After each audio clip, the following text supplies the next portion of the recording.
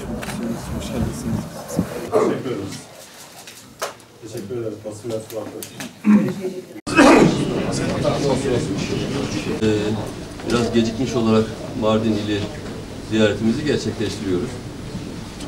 Gecikmemizin sebebi de ilçelerimizdeki bir takım yapılan çalışmaların, temizlik hareketinin biraz uzamış olması, güvenli bir ortamda bu işlerin yapılabiliyor olması.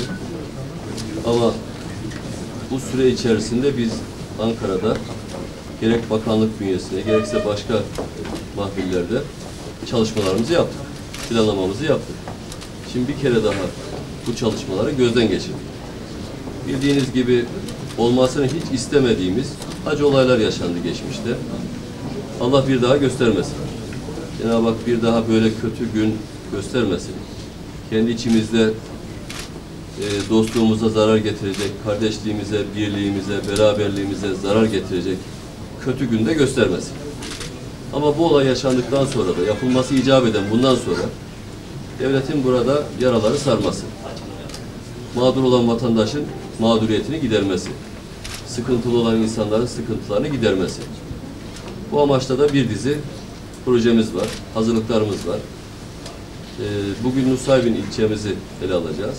Hepinizin bildiği gibi oradaki yaşanan çatışmalarda 6182 adet ağır hasarlı ve yıkık bina var. Bunun dışında az hasarlılar var. Ve altyapısı zaten çok iyi olmayan bir ortam var. Birçok belediye başkanı da zamanında gelenler burada hizmet etmeyi, şehrin altyapısını, üst yapısını iyileştirmeyi düşünmemişler. Başka türlü çalışmış kafaları.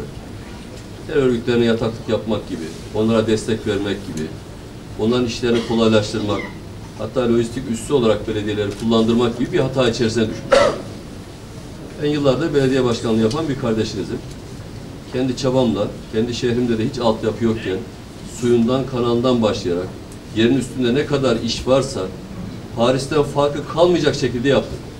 Özel bir devlet koruması da yoktu, özel bir devlet desteği de yoktu. Sadece iyi niyet vardı, çalışma vardı, gayret vardı. Belediye başkanı arkadaşlarımıza çok iş düşüyordu. İyi niyetli oldukları takdirde, emin olun şehrin iç dinamiklerini harekete geçirerek, şehirlerin altyapısıyla üst yapısıyla mükemmel hale getirebilirler. Mardin ve civarı zaten bu konu özellikle açıldığı için söylüyorum, avantajı çok olan bir şehirdir. Tüm dünya tarafından bilinen bir şehirdir.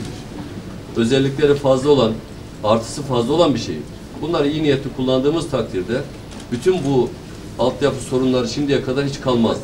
Ama ne yazık ki üzülerek söylüyoruz, zamanında bunlar yapılmamış.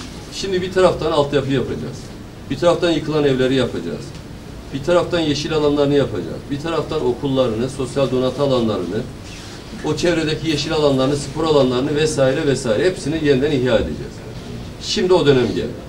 Yalnız biz bunları masa başında planladık ama bir de vatandaş ne diyor? Orada ev yıkılan vatandaşın başka sorunları var mı? Onların bizden istekleri var mı? Bizim yaptığımız planlara ne diyorlar? Bunları konuşacağız. Bunları konuştuktan sonra bizim taslak halinde düşündüğümüz projeler vatandaş tarafından da evet benimseniyor ve seviliyorsa gerçekleştirme aşamasına geleceğiz. Önümüzdeki günlerde çok kısa süre içerisinde bütün bu evlere, altyapıya başlayacağız. Allah nasip ederse iddialı bir söz ama bir sene kalmadan her şeyi olduğu gibi yeniden yapacağız ve ihya edeceğiz. Bunun için ilçelerimizi gezip bugün tespitler yapacağız. Ben yeniden Mardin'imizin bu bir başlangıç olarak hayırlı olmasını diliyorum. Allah utandırmasın diyorum. Vatandaşlarımıza da geçmiş olsun diyorum. O yüzden biraz ihtiyatlı davranıyoruz. Biraz geç olabilir ama inşallah güç olmayacak. Fahri Baba'ya yardımcı ol. Fahri Baba'ya yardımcı ol.